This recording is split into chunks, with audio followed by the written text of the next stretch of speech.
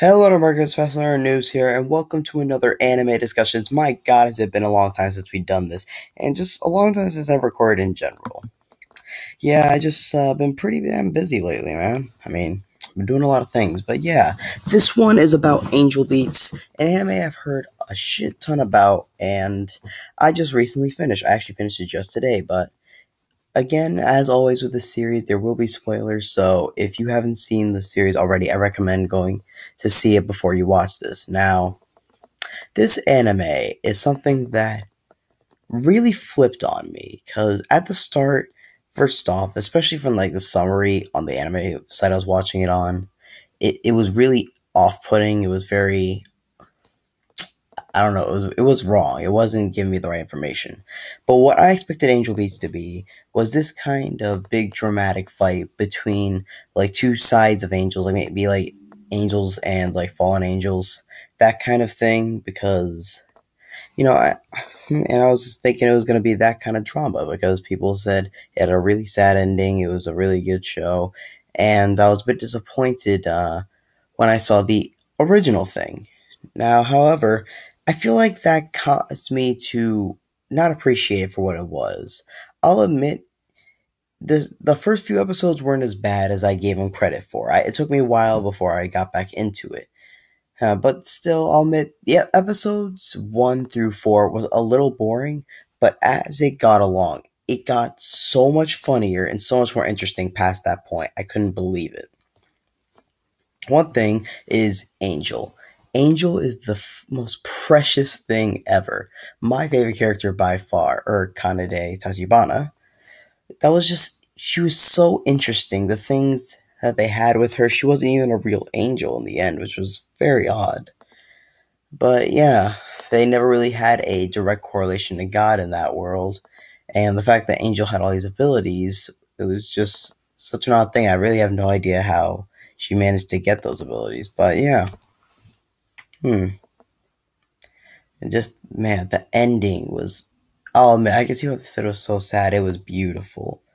And I have to say, this anime has done one of the best jobs I've ever seen at humanizing characters. These people, I'll admit, they were a bit quirky, a bit odd, but that's like people in general. A bit in an anime way too, but they were still very realistic. And the fact that they're all unique, they all had their own tropes, their own styles, and they clashed quite a bit. But at the end of the day, they normally stuck by each other. And just as you got into them, as you got into the backstory, like Yui was a great character. Really loved that girl.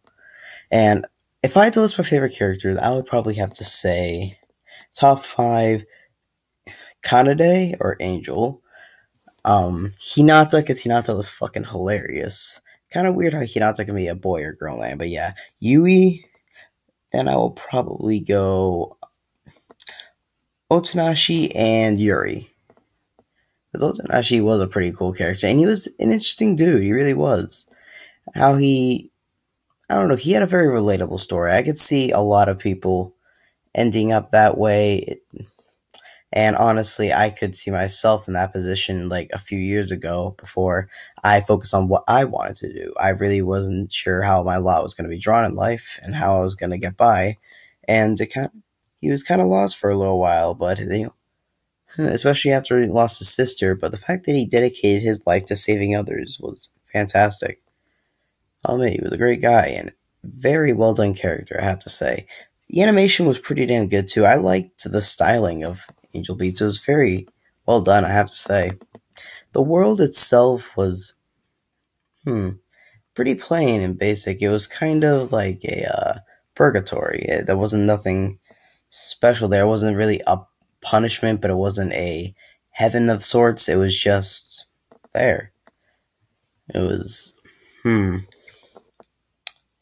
don't know. I mean, honestly, a school setting is pretty overdone, you have to admit, but it is interesting how all the characters were dead and in their afterlife. Also, one of the. Oh, wait, no, okay.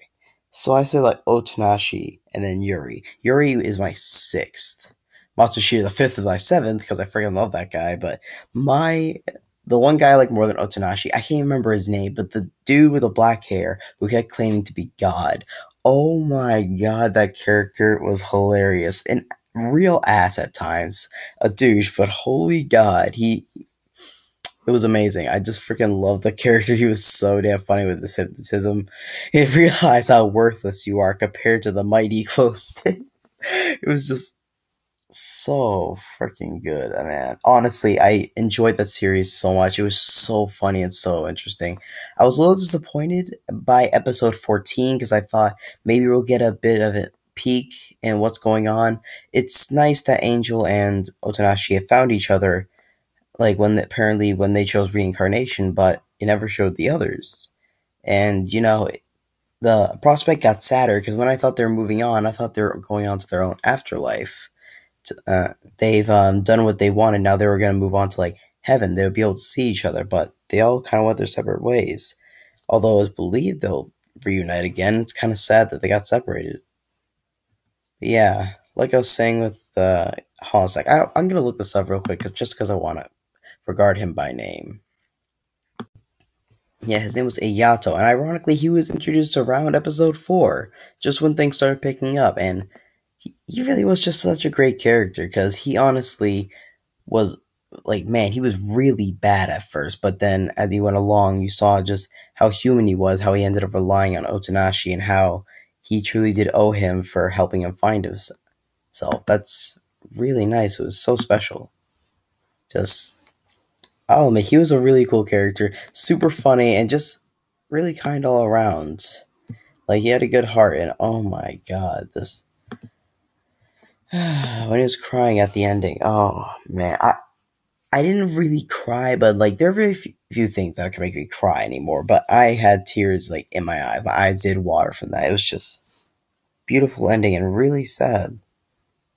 It was generally happy. It had a happy undertone, but it's just like it's that sadness you feel with like letting go, like leaving a friend, but like times 1,000, man. Like I remember, especially since I was always super emotional as a little kid, I always hated like my friends or like my close like family leaving.